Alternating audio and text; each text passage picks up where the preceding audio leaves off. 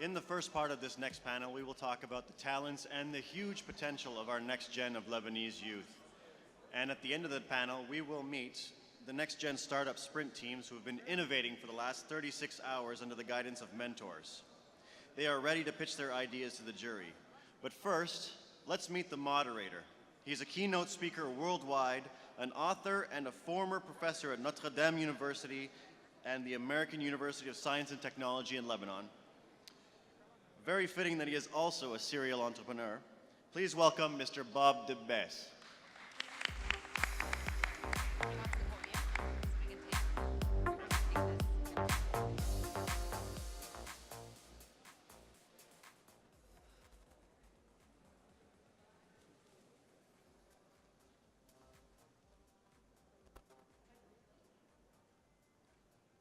I want to thank His Excellency, the Foreign Minister of Lebanon, Mr. Gibran Bassil, and His Excellency, Mr. Fadi Ziadeh, the Ambassador of Lebanon to Canada, as well as Mr. Gabriel Issa, the Ambassador of Lebanon to the United States of America, on giving me this opportunity to give the audience hope and an unwavering belief in our beloved Lebanon so that it remains free, independent, and sovereign. قال الرئيس جنرال ميشيل عون: ويل لأمة تضحي بشبابها من أجل شيبها. How proud President Aoun would be today for the youth of Lebanon to be the retirement plan of the elderly. I want to thank all moms and dads in the audience, including my parents, who instilled in us daily to keep Lebanon in our hearts and minds wherever we may be in the world. We are here to tell the world that we are carriers of the flags of the future and custodians of our rich heritage. We are the architects of a new Lebanon with open windows towards the rest of the world. We are living currently in a world where the new source of power is not money in the hands of a few, but rather information and knowledge in the hands of many, and we in this room are blessed to have both.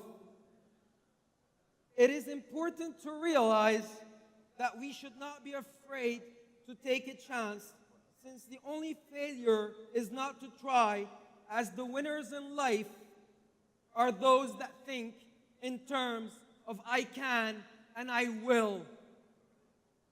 We, the startup community, believe that we are responsible for generating the wealth of our nation, thus lowering our 30% unemployment rate in Lebanon and keeping the youth rooted in our beloved Lebanon.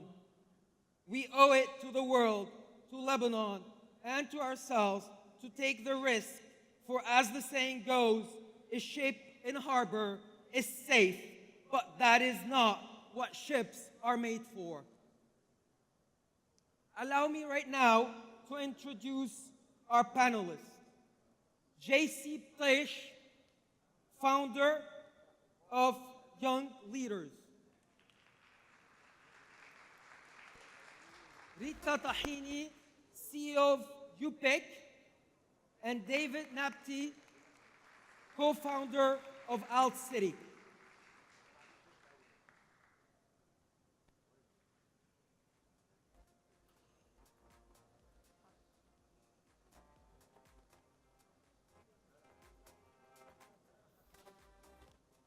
So we start with ladies first.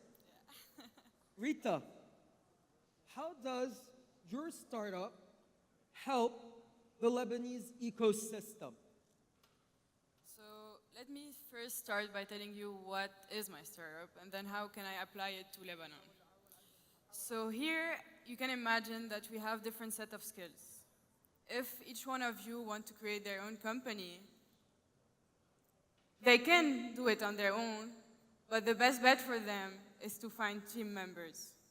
So my company facilitates startup creation by helping founders find their teams. I do this within closed ecosystem, contrary to what is happening right now within LinkedIn and other platforms. So for example, we've launched this within my guild, it's been a year ago, and the best part of it is having more startups being created, just knowing that there's an initiative that can help them find people. How can we apply this to Lebanon? So if you think about it, we have two sides of the equation. One, startups, and two, people that are willing to join these kind of initiatives. If you think about startup first, think about all the ambitious Lebanese that have an idea. These people are willing to change the world, change Lebanon, and make an impact. So if we tell them today that they don't have to wait and get a job at any big firm, which will increase maybe the unemployment rate, because this is what's happening in Lebanon right now, and this is one of the reasons why I left the country, because I knew that if I stayed in the market, I would probably find a job that would suit me. So if we tell them that you can do it on your own, you can found your own company, and you can be as successful at the startup that we had today. And on the other hand, you have the people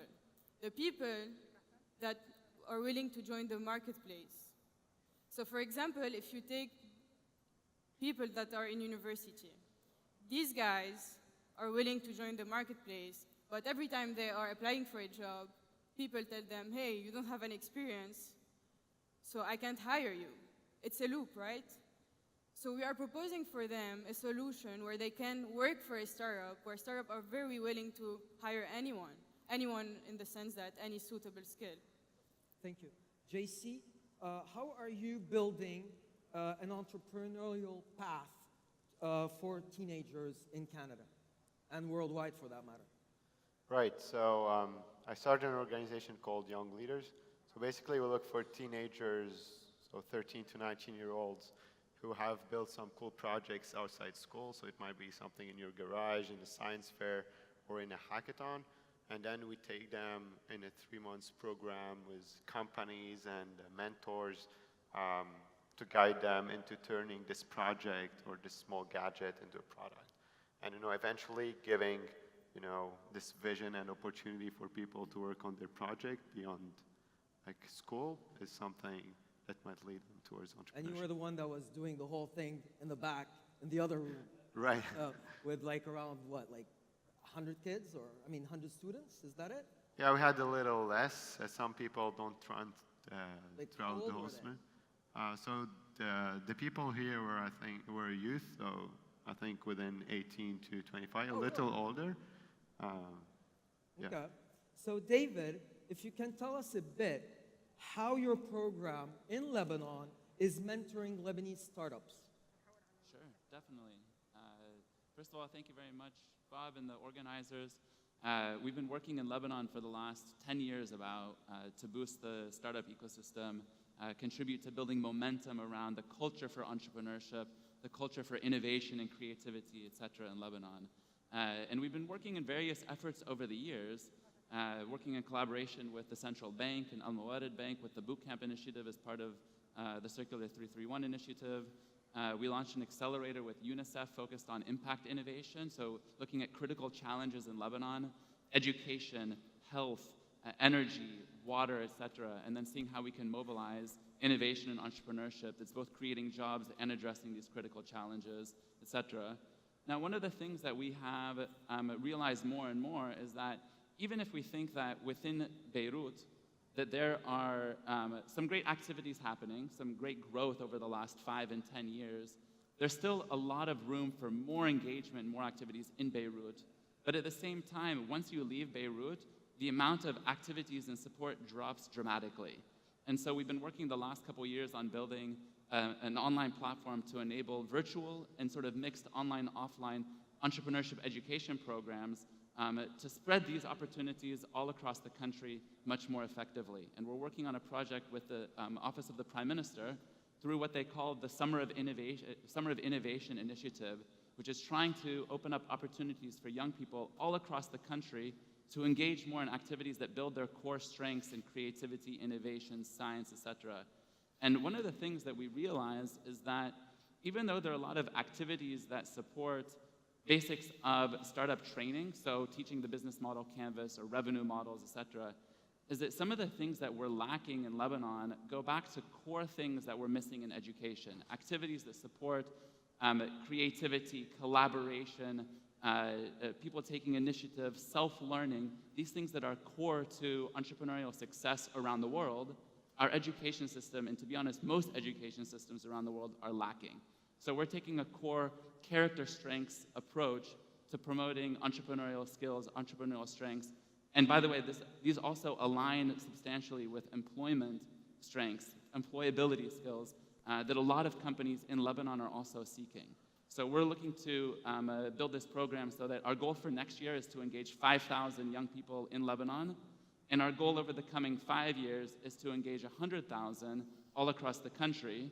And we're actually working with the Office of the Prime Minister and others to see if we can actually build momentum to have an ecosystem commitment from all partners in the country, such that within 10 years, can we actually guarantee that every young person in Lebanon has a core entrepreneurial opportunity every year of their academic career. So Rita, what do you think that Lebanese youth lack that global youth have? Well, it's a very good question. And I might surprise you by saying I don't think that we are lacking anything. The only thing that we are lacking might be exposure. And as I was saying before, is the fact that we don't know what's around us. We don't know that, for example, I have a lot of friends in Lebanon that are practicing on online classes.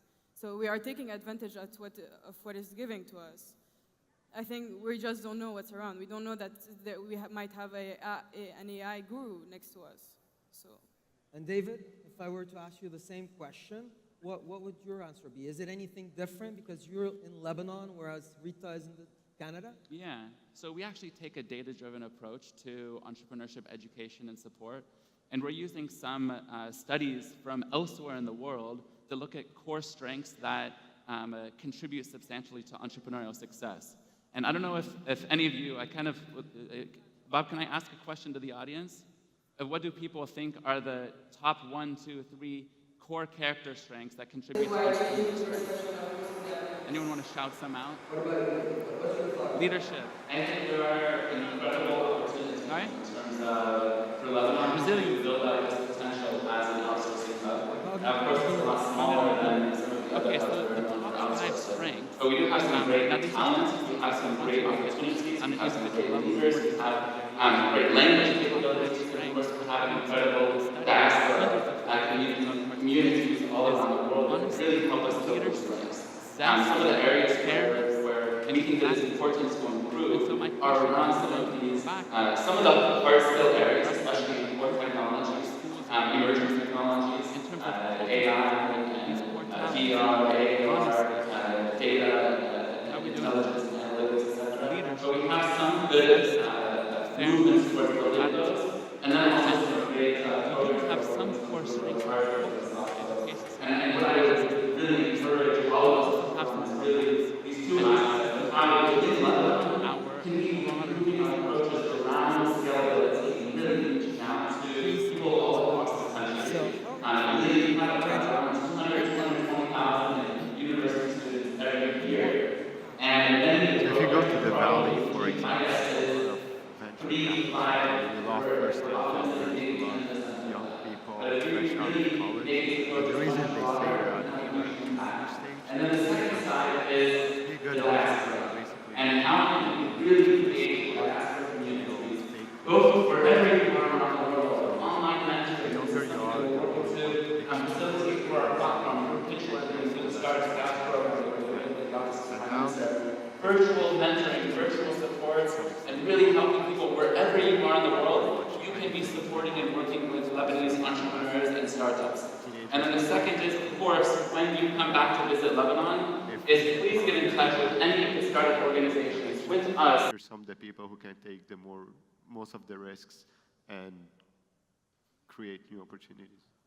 So, Rita, how hard is it for Lebanese and Canadian companies to hire Lebanese in Lebanon, and why do you think that is so? And I would ask you, David, the same question in a minute. I think maybe because we have an exposure of what is outside the country, what kind of salary people are getting outside the country, so expectations are high, and what kind of opportunity we have. So this is why the bar is a bit higher, and this is why changing the perception of Lebanese. What about you? What's your thought? I think there are incredible opportunities in terms of for Lebanon to build out its potential as an outsourcing hub. Now, of course, it's a lot smaller than some of the other hubs that are known for outsourcing. But we do have some great talent, we have some great opportunities, we have some great leaders, we have great language capabilities, and of course we have an incredible diaspora communities all around the world that could really help us build these links. Some of the areas where we think that it's important to improve are around some of the hard skill areas, especially in core technologies, emerging technologies, AI, and VR, AR, data, intelligence and analytics, etc. But we have some good movements towards building those, and then also some great programs that are working to improve the hard skills and the soft skills. And what I would really encourage all of us to put on is really these two aspects of how within Lebanon can we be improving our approaches around scalability and really reaching out to people all across the country. Really, we have around 220,000 university students every year. And many of the programs are probably reaching, my guess is 3 to 5, if we're optimistic, maybe 10% of that. But if we can really make these approaches much broader, we can have a huge impact. And then the second side is the diaspora. And how can we really engage the diaspora communities, both wherever you are around the world, online mentoring. This is something that we're working to facilitate through our platform, through Pitchworthy, and through the Startup Scouts program that we're doing with the Office of the Prime Minister. Virtual mentoring, virtual supports, and really helping people wherever you are in the world. You can be supporting and working with Lebanese entrepreneurs and startups. And then the second is, of course, when you come back to visit Lebanon, is please get in touch with any of the startup organizations, with us, with the Btaiche and MEVPs and Steve and Flat Six Labs, etc. All of these other great groups. Connect with them and see if you can offer some mentoring, some workshops, etc.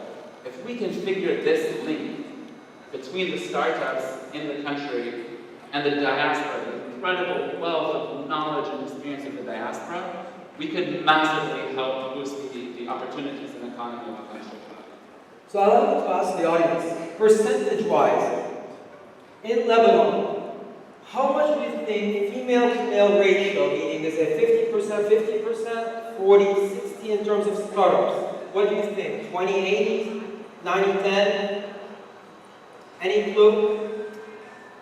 The reality is that in Lebanon, 30% roughly of all startups are started by women, which is pretty amazing. In the US and Canada, the percentage, believe it or not, is less. It's close to 15%.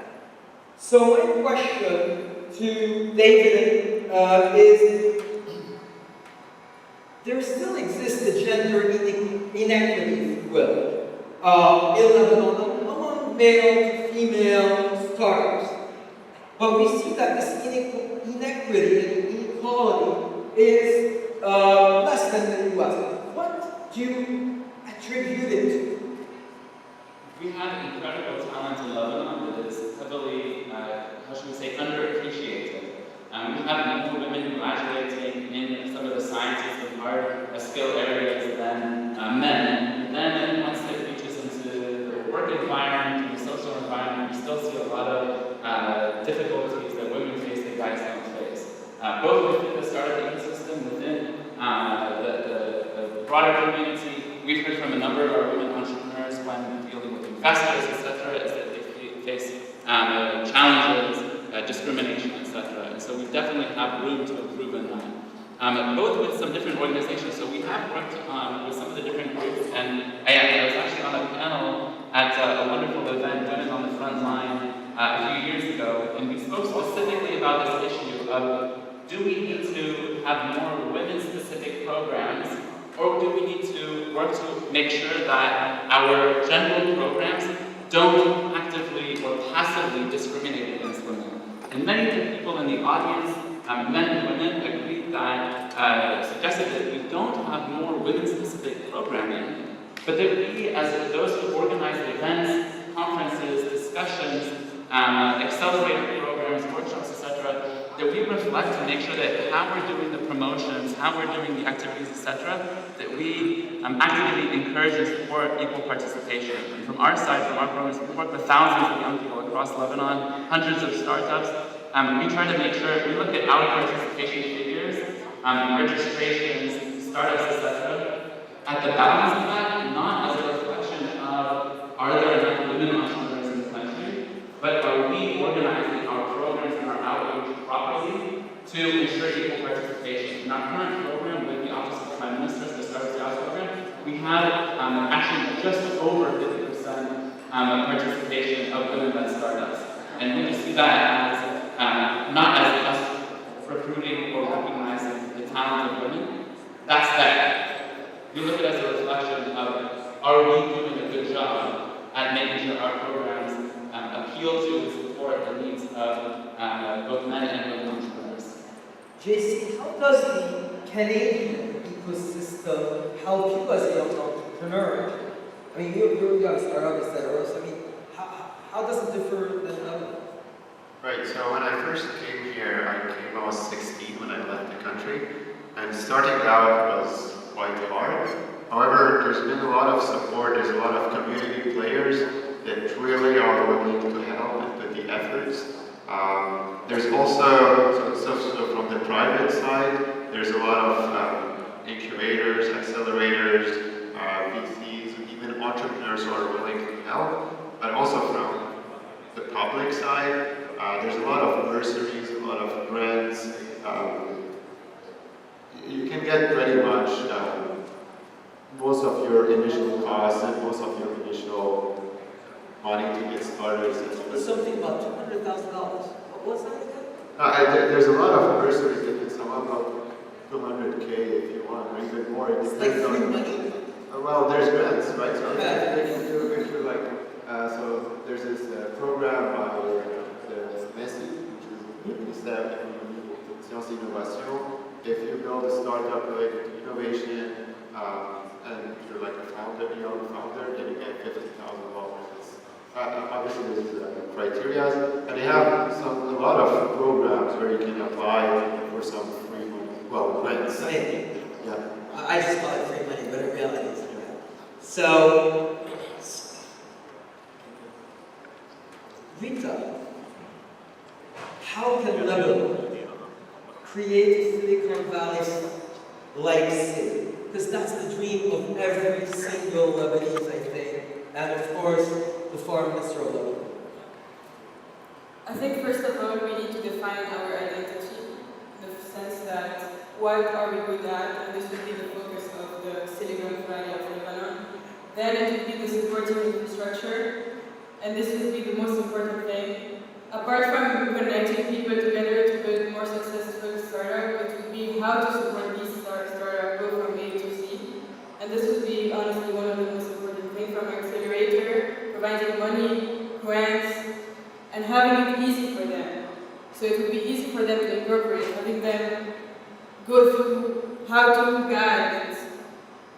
And this, in my opinion, would be the only way for Lebanon to have a kind of Silicon Valley. I'm going to have one more question to the panel, and then give it up to the audience, because I know that most probably you guys have some questions. If not, I have many more to ask the panel. But I wanted to give you the opportunity to ask the panel a question. So before I do that, let me ask you, how do you explain that in Lebanon, for that matter, the whole Arab world, we have not had yet a unicorn? Meaning, we haven't had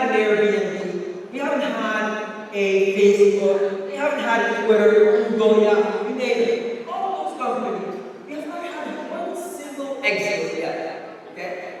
True, we had the two years ago, 20 years ago, and it was sold to Yahoo. And we've had some exits, very small exits at 30, 40, I mean, nothing, it's pretty good, 30, $40 million. No one's going to spit at it, but I'm talking about huge companies like Airbnb, etc.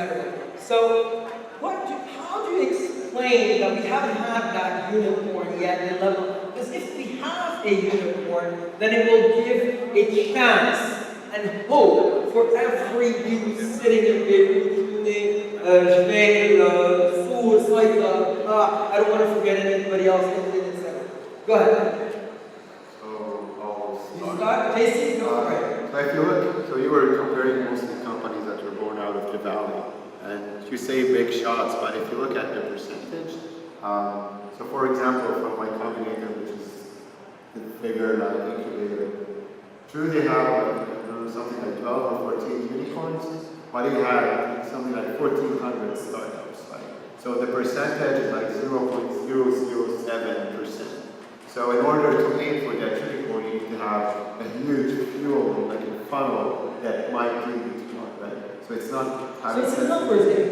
I mean, I don't want to say it's a numbers game, but you have to have a water in the funnel. You have to have at least 100, 200 to get it right. But that's one thing that is very obvious, the math, but then there's also like the guidance, right? So if you were to be a unicorn, you need to have some sort of guidance. People have done it previously to help you reach it. And so that's something that also needs to be set in place. So bring those people who made unicorns to teach others how to build a unicorn, right? So what do you have to add to that, anything? Yeah, I think the answer to that question is similar to the question you asked before to Rita, which is about Silicon Valley and unicorns, etc. And the two things I would say, probably number 1, 2 through 10 is culture. How are we creating a culture where people are supported for creativity, for coming up with crazy ideas, etc.? This is something that I grew up in Silicon Valley, and one of the things that struck me the most is when you have a crazy idea in Silicon Valley, is people say, "Oh my God, that's a crazy idea. Do you need help?" Or what have you done so far? Or how can we, provide some energy? I don't know, something like that. Something that's encouraging despite the craziness. When you come up with a crazy idea in Lebanon and much of the region, it's very easy to get discredited. And I've seen it many times, even by people who are supposedly drivers of the startup ecosystem or investors or otherwise, who discredit a lot of entrepreneurs who come up with some of the crazy ideas. And we need to change some of that. Look, just quickly, in terms of the culture stuff, the top 5 of them, honesty, leadership, zest, fairness, gratitude, we're looking to see how we can collect data and how we actually can measure engagement in these areas. The next 5, by the way, persistence, hope, teamwork, curiosity, and kindness. How are we doing on those character elements in terms of that culture in Lebanon? The 11, by the way, is love. The second part beyond culture that we really need to work on is policies. And right now we have a policy framework in Lebanon that actually actively encourages most of our good startups to leave the country. And this is something that we urgently need to change. Aspects related to the cost of registration, IP, hiring, talent, etc. I think these elements are even more important than speed of internet, which people focus on. So, anyone has a question to the panel, or should I take the last one? I want you guys to have a chance. Questions from the audience? Questions, please, go for it. But shout it out, and I'll try to repeat.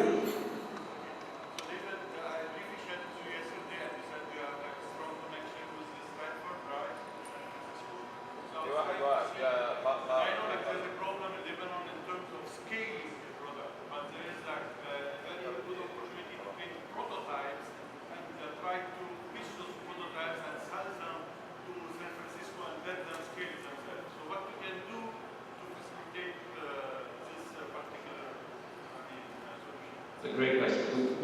He has a question about prototyping and how can we build the momentum around design and invention and innovation in Lebanon? Do you want to ask Bob? Do you want to try to get a couple questions first? Yeah, we're gonna, okay, Then why we'll don't put we them take together. another 2 more after this one? So let's take the second one, please.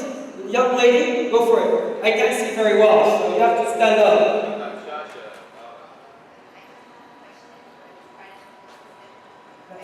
Speak out.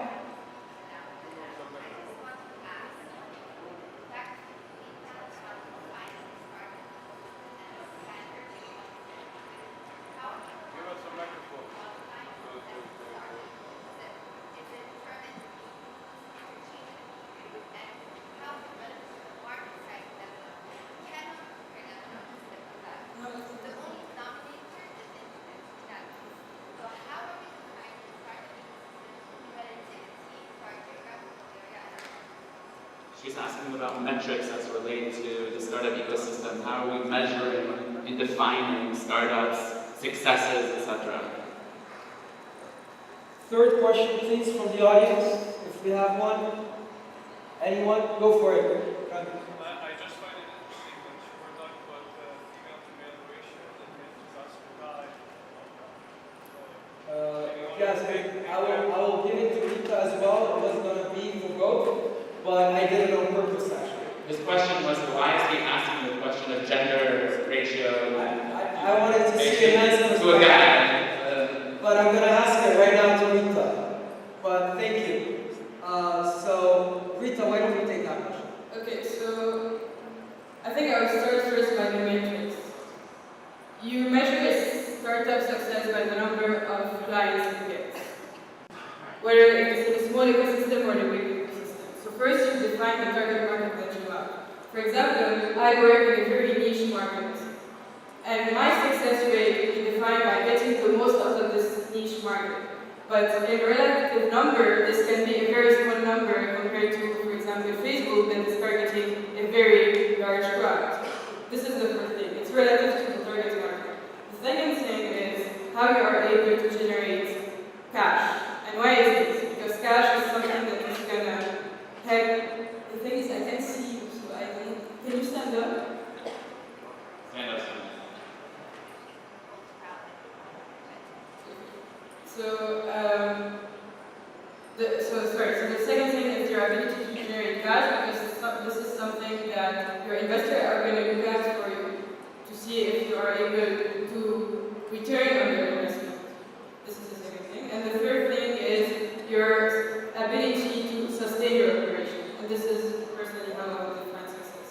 And to go back to the question of equality, I believe that Lebanon have more success with startup because this is a way out for the woman in Lebanon. This is a way for the woman in Lebanon to get empowered, and I respect this, and this is not necessarily the case in the United States and Canada. Thank you so much. We're running out of time, so all the questions will be taken on this. Sorry.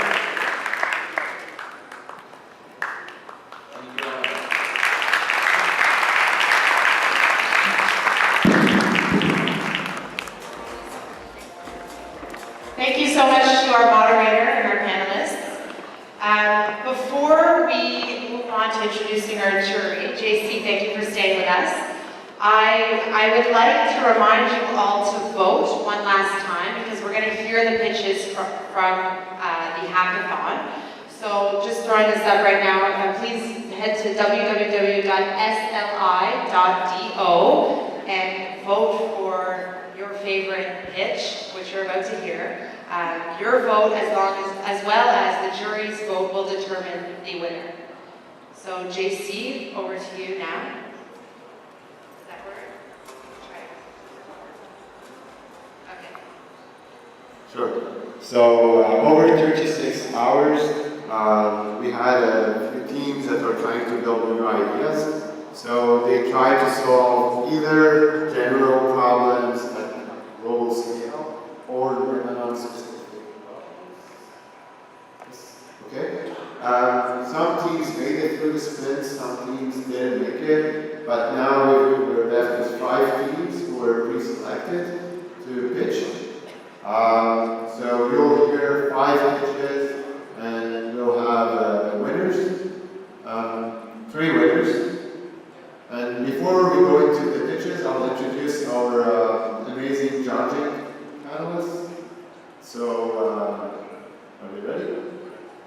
Cool. So, I guess the start is Mrs. Rola Zarour. She's the Chief Operations Officer at Creole Ventures.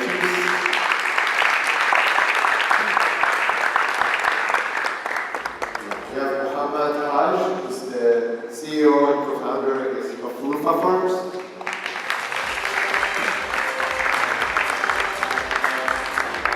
We have Philippe Frieden, who's from the US Lab Tech Hub.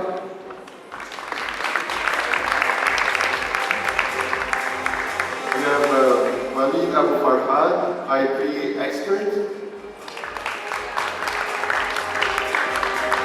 We have Asad Kairouz, CCO of Alpha and Chairman of Big Ventures.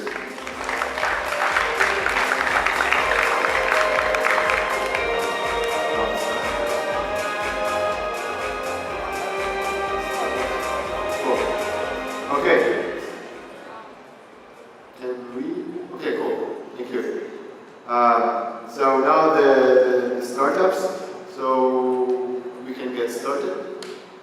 So we have 5 teams that will pitch. Each team will have 2 minutes and 2 slides, and then you'll have a 3 minutes Q&A, which is questions and answers from the judges, and that's how we'll roll. So we have 5 teams. Team 1.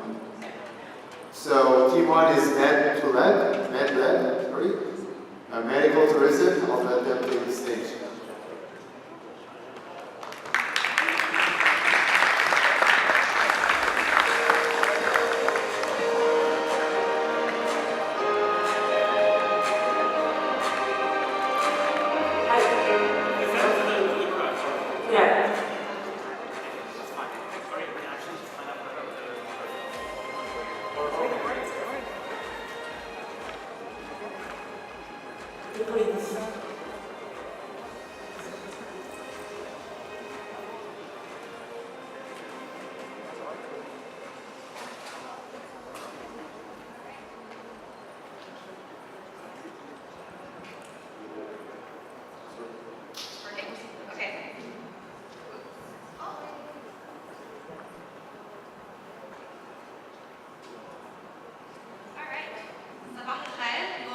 Good morning, my name is Carla and I will be presenting Med-to-Led. And so, let's start with a little story. My dad needs dental work done. And so he came back from the dentist a few weeks ago and he walked in with his typical Lebanese temper and said, "Khalas rahu ala Lebanon. These prices are ridiculous." And so he explained to me that if he were to travel to Lebanon and get his medical work done there, it would still be cheaper than the cost of having it done here in Canada. Needless to say, I was really shocked. But this is where Med-led comes in. We're here to offer a solution. So, not just for my dad, who's Lebanese enough to know where to go and who to ask and how not to get ripped off, but for the typical North American person who needs medical work done at a cheaper cost. Med-led is medical tourism, a platform to connect a patient in North America with a doctor in Lebanon. Lebanon has already become the most popular medical tourism destination in the Middle East for Gulf countries. All we want to do is expand it to North America. So our platform will allow for medical procedures to be conducted abroad in Lebanon and for consultations and follow-up to still happen at home in North America. Our business plan will include the option of a customizable package that includes travel and accommodation. Our patients will be able to book online through a flexible booking schedule. So Med-led will also screen the doctors thoroughly, of course, to ensure that they're credible. So what will Med-led do in return for Lebanon? Med-led will increase Lebanon's business. It will create revenues from the transportation, the airfare, the food, the accommodation costs needed to accommodate these procedures in Lebanon. And so I'm going to finish off by saying, judges, there is a market. We have a great product and one that can be infinitely expanded into different areas of medicine, far beyond dentistry, such as, you guessed it, plastic surgery. So next time you need a root canal or a nose job, Med-led will be there for you. Thank you for your time. Woo.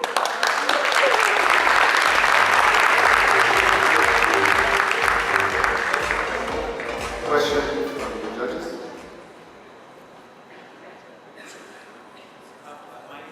My first question is, why is I definitely can see the product, I can see the service. I also know people who have traveled to Brazil and South America. It's not quite Lebanon, but it's definitely a thing. I really do it. I kind of like the healthcare here, but I can definitely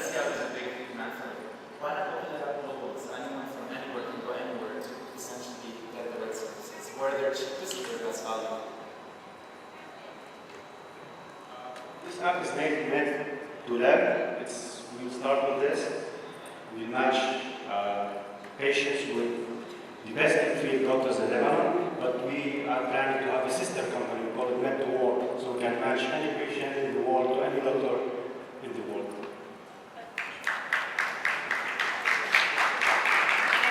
That's because we actually do have really, really good medical practitioners in Lebanon. Like, we are kind of world class in terms of our professionals, and that's what we want to bring to the table. Don't get me wrong, I definitely believe in that. The idea of being away from home scares me personally, but and to be at home right now is where I have my family, my emergency contacts, but definitely. Sorry, but we cannot hear anything. I can hear anything. I'm not sure if you guys can hear. It's not clear. I can't follow what's going on.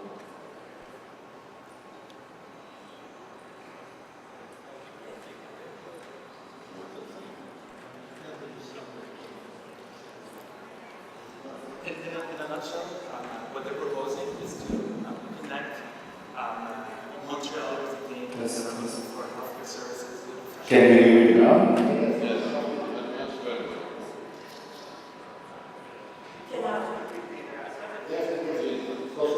Sorry, the answer or the presentation? We're getting a little confused here. Good question and answer.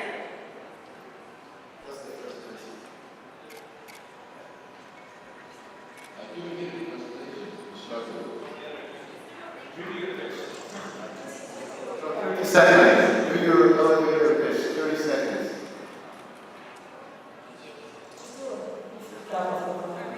Okay, so basically, in short, medical costs in Canada are really high. Lebanon has world-class doctors and offer the same services. Mental-ed is medical tourism, so you'll be able to book a full inclusive package to Lebanon, including travel and accommodation. The doctors will be vetted to ensure that they meet certain criteria threshold. And in return for this cheaper cost of medicine, you'll also, wasn't prepared for an elevator pitch version. So you'll also be able to book online, flexible booking schedule. Additionally, you'll be able to do a follow-up and your consultations here in North America, as well as your actual procedure in Lebanon. And finally, in return for like this business model will allow for Lebanon to gain revenue. So basically, the travel costs, the accommodations, the food, the travel expenses, all that will be revenue and jobs that will be increased in Lebanon. I think that's all I have to do. Thank you. I have a question. Have you thought about how you will commercialize it? Who is going to pay for the service? The doctors, the patients? How would you commercialize it and make money? Sure. Well, basically, what we decided to do is agreement between the Lebanese doctors in here and the Lebanese doctors in there. But then becomes the issue of the trust. Everyone that's willing to use the platform needs to have a trust. So with these screening doctors in Lebanon, we'll have a specific standards according to North American standards applied in there. And from there, we'll also have a review system for every doctor.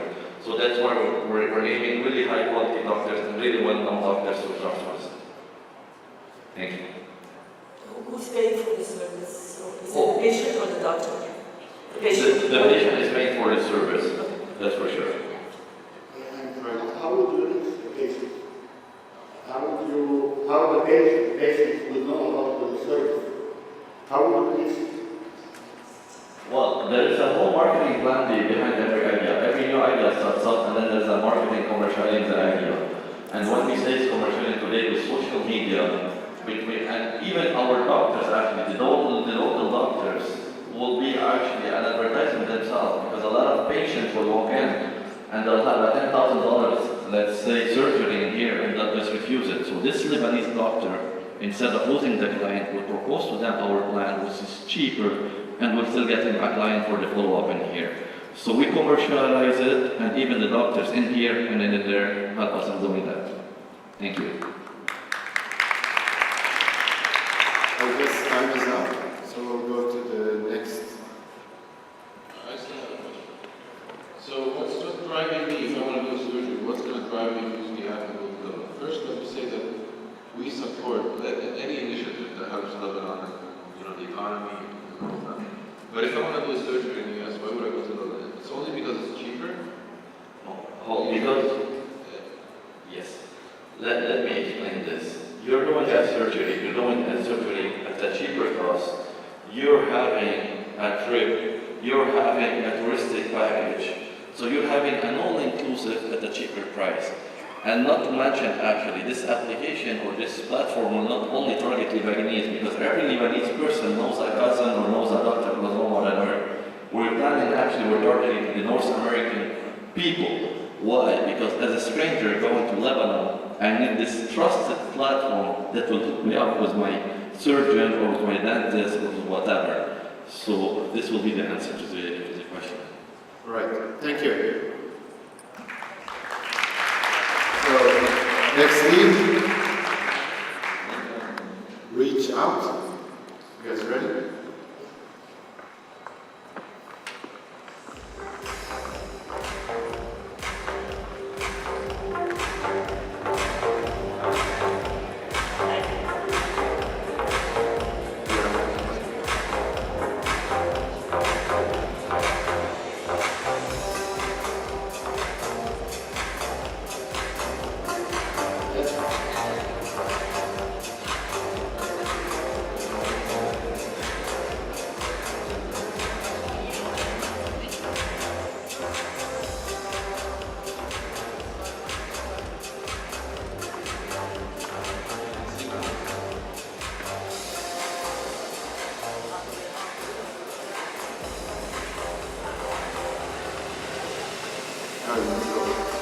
Hi, I'm Sarah, and today I present to you Reach Out, the comprehensive mental health assessment test. Do you know someone that suffers from mental illness? Actually, never mind that question. How many of you know someone that suffers from extreme aggressiveness, for example? And by that, I don't mean our mom's legendary wooden spoon slap on the hand. I mean actual aggressiveness towards their loved ones on a daily basis. How many of you have walked in the streets of Beirut only to see little kids color and then strangle innocent little chicks, that is if they didn't throw them off a rooftop beforehand? All of these are actually proven to be early signs of mental disorders. Unfortunately, in Lebanon, according to a study done by the Lebanese Psychological Association, participants without exception complained that mental health problems are still seen as a taboo by society. They all mentioned their fear of being labeled as mentally ill, for it can lead to social isolation and stigmatization. For anyone seeking help from the comfort and privacy of their own home, our application provides initial mental health screening by utilizing expert knowledge and social media activity. How is our product different from the others on the market? First and foremost, it will be available in both English and Arabic to reach our target market, Lebanon. Second, the process begins with a few simple demographic questions, then a symptom-specific examination, followed by open-end questions, just in a real-life session with a psychologist, and of course, with the user's consent, an analysis of their social media activity. All of this leveraged data combined leads to an accurate preliminary diagnosis like no other available on the market. Thank you. Questions?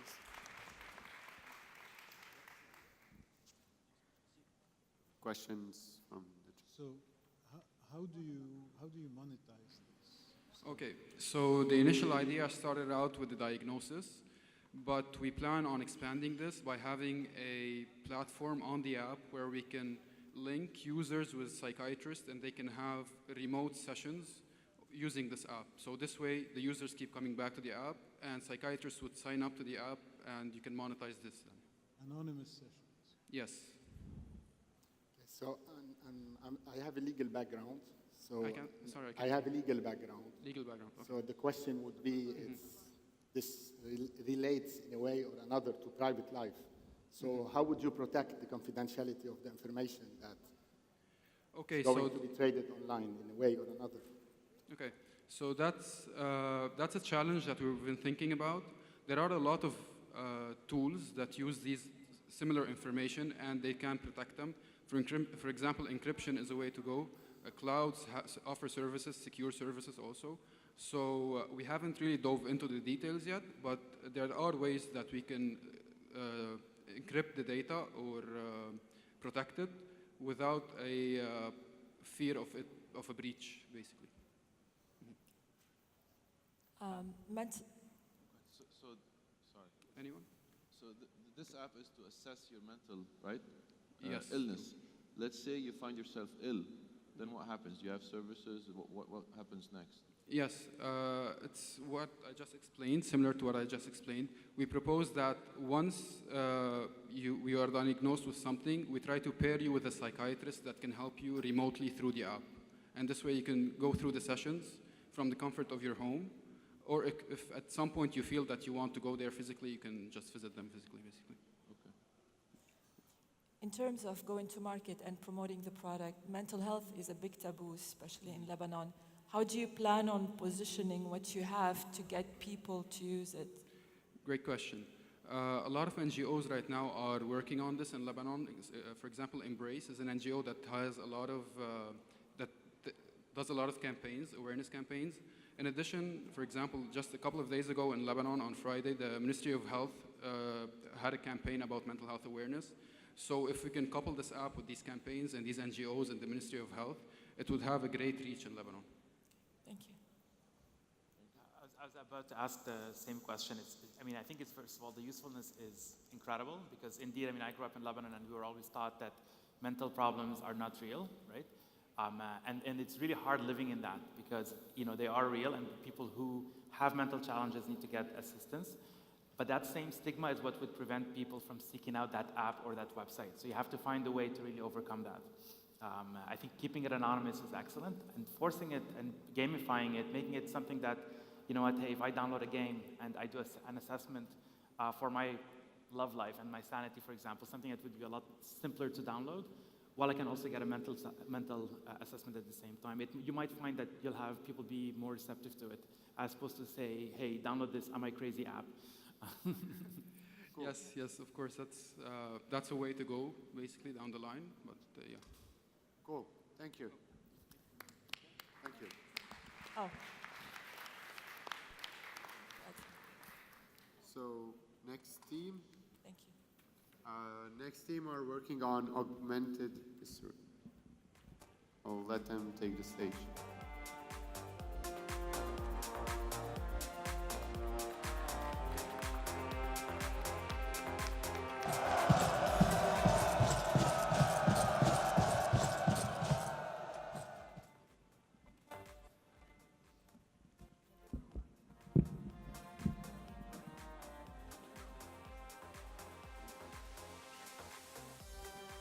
Good evening, everyone. My name is Adnan Hajar. I'm here representing Augmented History. Nowadays, our historic sites and museums has been seeing a drop in the number of people that come to them. And this drop is ranging between 12 to 15% of their annual periodic visitors. And the problem is that museums did not actually just become boring all of a sudden.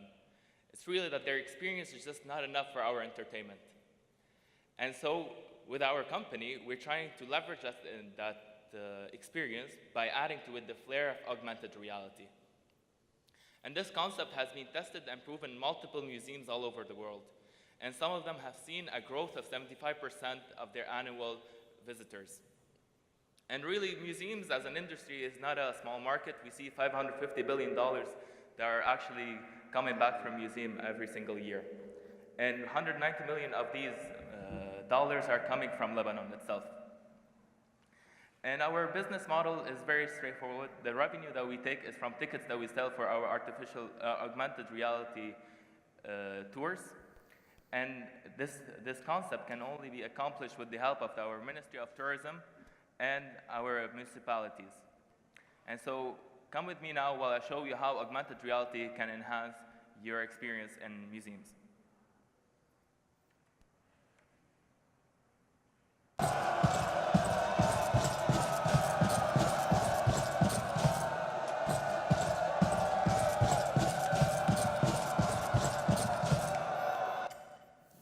So even a small place can show so much more. And with that, we can enhance people's experience and move forward in our experience on our museums. Thank you so much.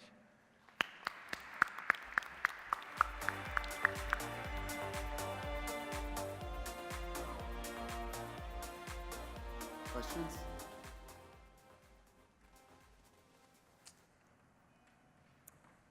Can I assume that your target market is the young generation then?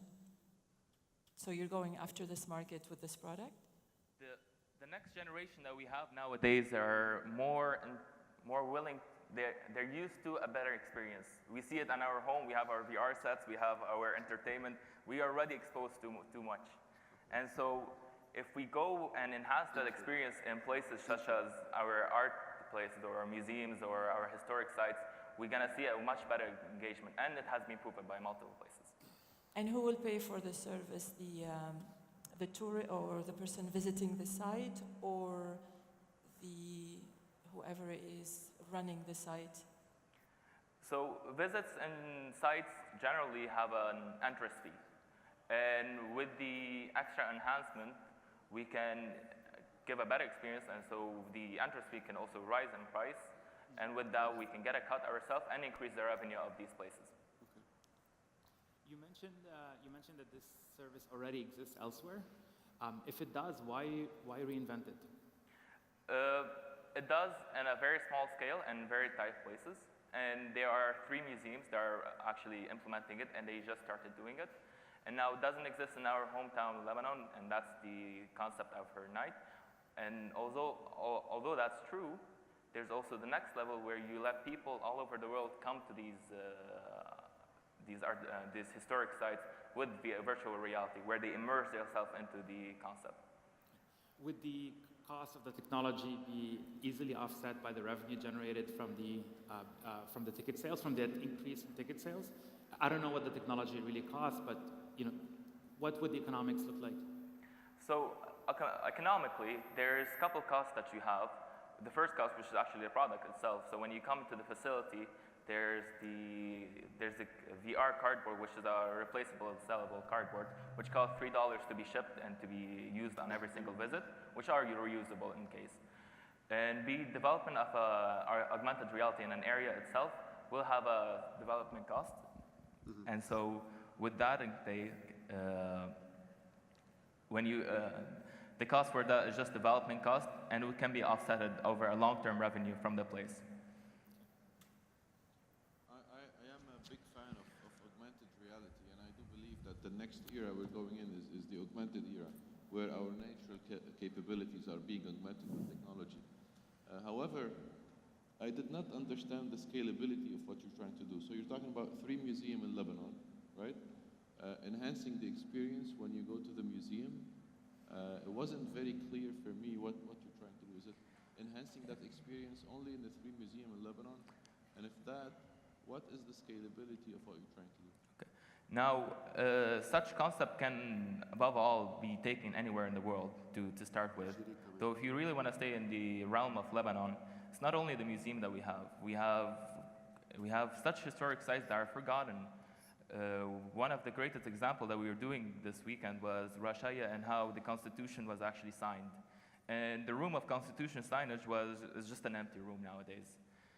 But with the help of augmented reality, you can add actors and agents and reenact the signage itself. And so you'd see big historical players that came in our life, and you can really feel and really grasp what's happening. Cool. Thank you. Next. So, guys, I just want to remind you that part of the judging, a small percentage goes to Slido, so don't forget to vote. You can just go there, the polls, they will still be on 10 minutes after the pitches are over. And yeah, next team. Just make sure that your microphones are all good. Just make sure that your microphones are all good.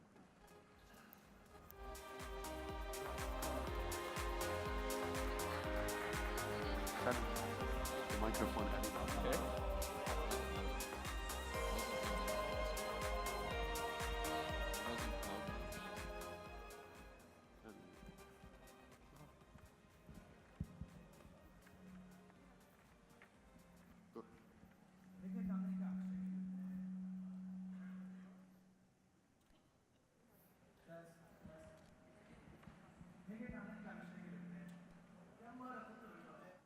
اجيب لك سيارتك. Repeat. تيست. Okay. هيك عم نحكي عن مشاكل لبنان. كم مرة بتنطر الفاليه ساعة تجيب لك سيارتك؟ انت تدفع له. مان كم مرة بيجي الفاليه لعندك بيقول لك تفقد ما بدك؟ شو تفقد ما بدك؟ وكم مرة ضيعت تيكت الفاليه وبده يدفعك زيادة وبده ينطرك لسيارتك أكثر. برو نحن لازم نلاقي حل. هاي أنا اسمي ريدونا. كريس وجيمي خير الله. نحن عندنا حل على السريع. So على السريع is a smart valet system composed of 3 apps, one for the client, one for the staff, one for the management تبع الcompanies تبع الvalet. So the client downloads the app and he provides his license number, his car license number, and his phone number. And then when he pulls up to the valet would scan the barcode off the client's phone to check him in and park the car. As soon as he scans the barcode, the client would get a notification to pay using his linked credit card on his account. So he can pay anytime he wants before checking out of the place. And whenever he wants to leave the place, he just requests the valet to pull up his car on the app. And as soon as the car is ready, he would just get a notification on his phone, so he could just go outside, check out by having the valet scan his phone, and then just leave. And in the app, the client can rate the service of the valet staff member, so that in the management app, the valet companies could track the activities of their staff members, and they could see the ratings, and they could just monitor everything. On top of that, the management company has benefits to track their employees. So in case one of the guys had like فات حادث أو زاح الكرسي وانزعجت منه, they could know exactly who did that. So security-wise, it's better. And the cash flow of the company would be much smoother because all the money would go directly to the bank account instead of collecting cash. Also, because the prices are fixed and set by the management, employees will not be able to set their own prices, and this will demolish all the corruption in the valet industry. Cool. And this is Al Saria. Thank you. Questions?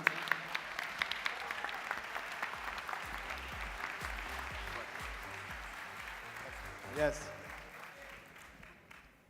اول شيء حبيت لانه طلع لنا 2 in 1 طلع لنا شو عملتوا لنا شو اول شيء غير الستارت اب وهي التكنولوجي by itself I like it لانه it's very scalable. It is you found a solution, a nice solution for a problem. Scalability is way beyond Lebanon, and everywhere we go it's the same problem with the village, so I like it. It's good. Thank you. Thank you. Question on usability. Yes. So Lebanon, sorry, I'll switch to English. In Lebanon, we're still using a lot of cash. I don't know how many people still carry credit cards. Do you think you will have high usability, or do you think it will be a challenge? Eventually, like Uber, people pay Wait. Micro? Eventually, like Uber, everyone pays by credit card. So by the time people have more credit cards and get used to pay online, and this is a much easier way because usually أنا بروح على فاليه معي $100 بجيبتي ما معي 5000 أعطيه إياها. It's just linked to my card بعطيها بلا ما أفكر. So that's the point. You can still pay in cash with Of Uber. course, if a person doesn't want And to keep use the that. traceability and everything that you're proposing, right? Yeah. Also في شغلة هلا عملوا قانون بلبنان انه كل فاليه 5000 حق الباركينج. So إذا بتروح على فاليه بقول لك 10000 he's corrupt. So هالاب it disrupts this corruption. Well, the nice thing about the app حتى the app كمان يعني قبل ما حتى تفوتوا على الفاليه ويفقعكم وحدية ال20,000 بدل ما تكون شي 2000 ليرة قبل ما توصلوا على المحل فيكم تعرفوا قد ايه حق الفاليه من برا يعني قبل ما تفلوا من البيت موجودة على المابس. I'm a bit concerned about the business model. How would you make money? Okay. With all the third parties? No, so the business model, since there's big valet companies, we provide that service and we take royalty through that service. That's how we make money, through royalties. So نحن like it's a commission بس royalty منهم. Yes. Why did you develop the app? We're developing an app. Now هيدا كان the 36 hours to now startup. So طلعنا بهالشيء and we saw the logistics and the app is pretty easy to make. And we just need a professional team تساعدنا بهالapp because بس عندنا one software engineer. Okay. Okay, Thank cool. you. Thanks. أيوة. السريع.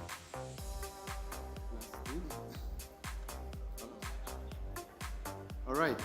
So just to next team. Just to remind you, you can still vote on the poll. It will still be on only 10 minutes after the pitches are done. Cool.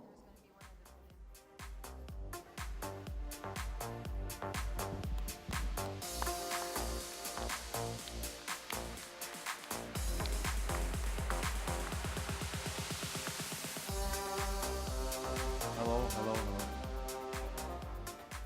Is the clicker? Thank you.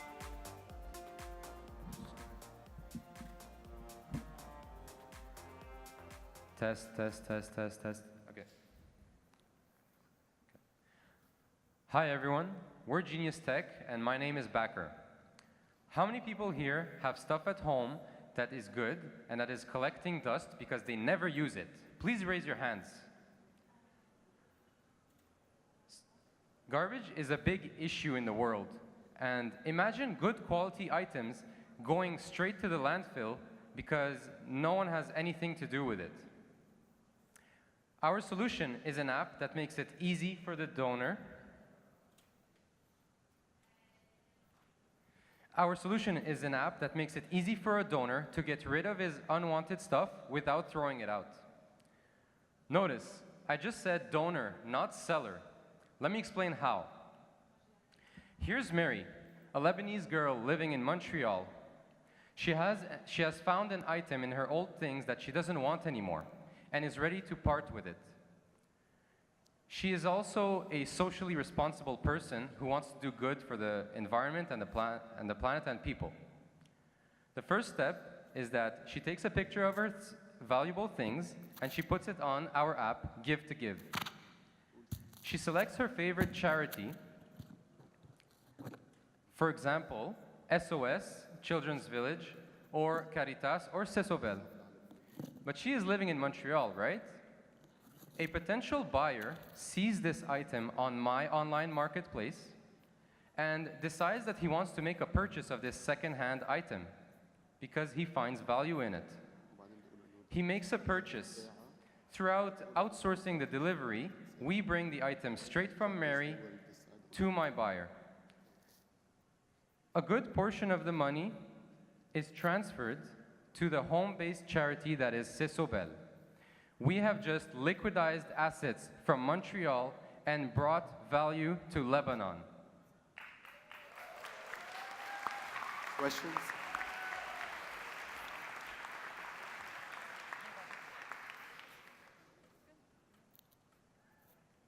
Questions?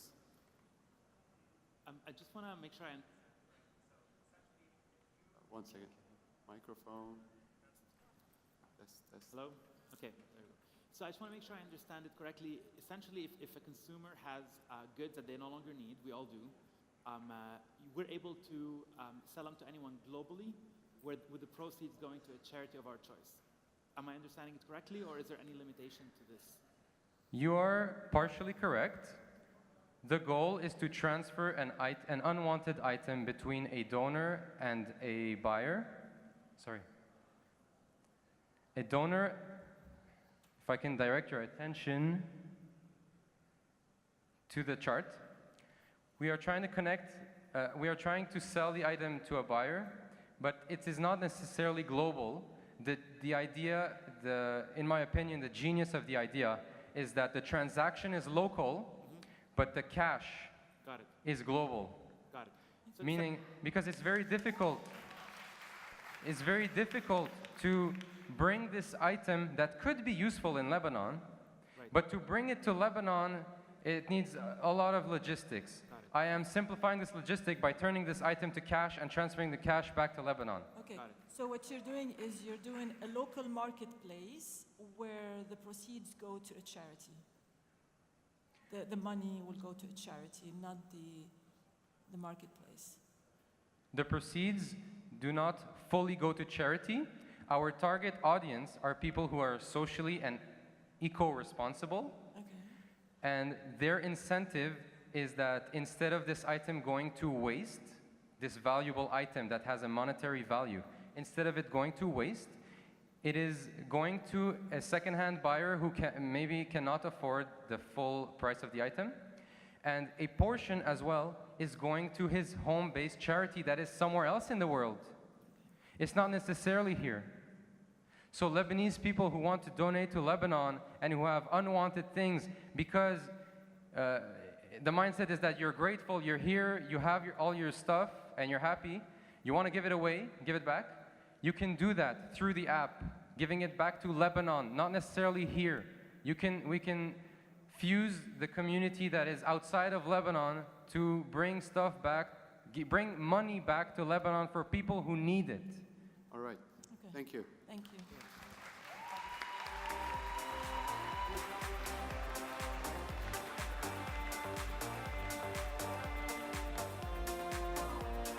All right. So just to remind you that these teams, thank you judges, these 5 teams, so go on the poll if you haven't done already.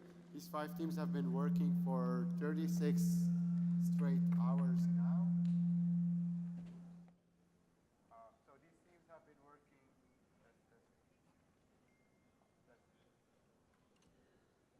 So these teams have been working for 36 straight hours, and they'll win. There's cash prizes. So $5,000, $3,500s, and $2,500s, and we'll announce the winners later today. Thank you. Thank you, judges, again.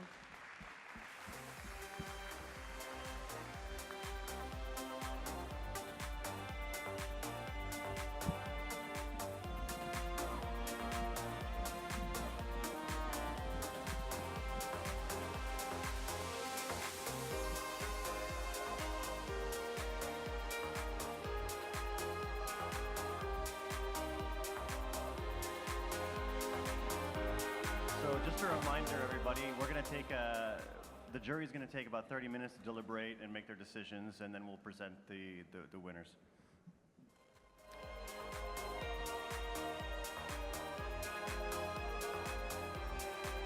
Next up, our next speaker. As an established business owner since 2004, Alan Wahbe launched UTG Digital Media, an international digital signage company. At an early age, he designed a unique digital signage product that differs from anything on the market today. With his vision and continued dedication, Alan became a 40 under 40 winner and UTG, an International Digital Signage Award winner. Let's welcome Alan.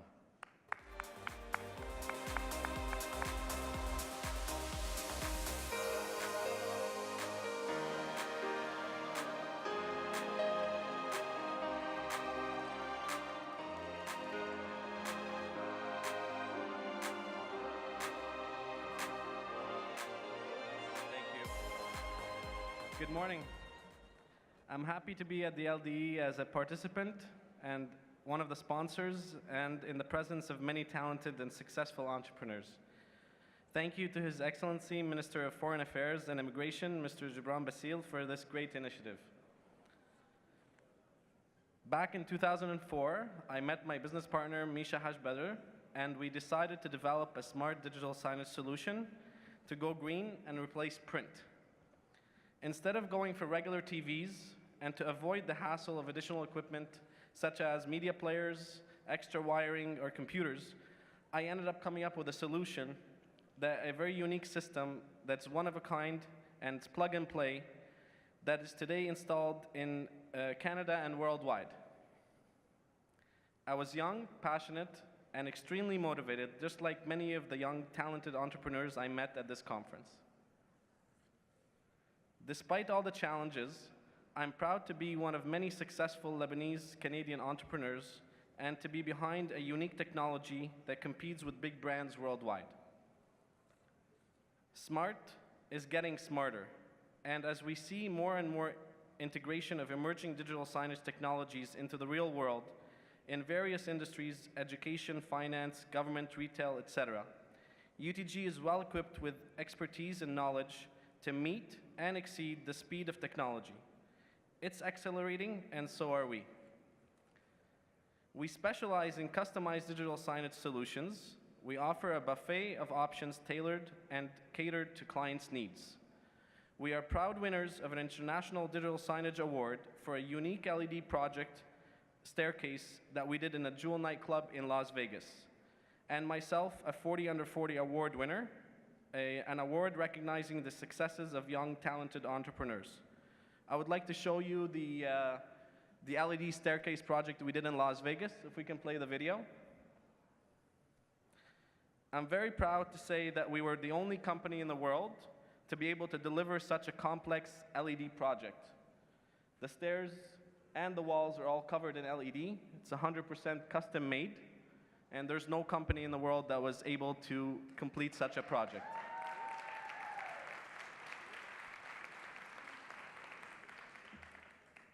We are also very happy to sponsor the LDE with our LED sign that lit up the stage last night behind DJ Raj, as well as our advanced and secure charging station for cell phones that was a big hit at our booth.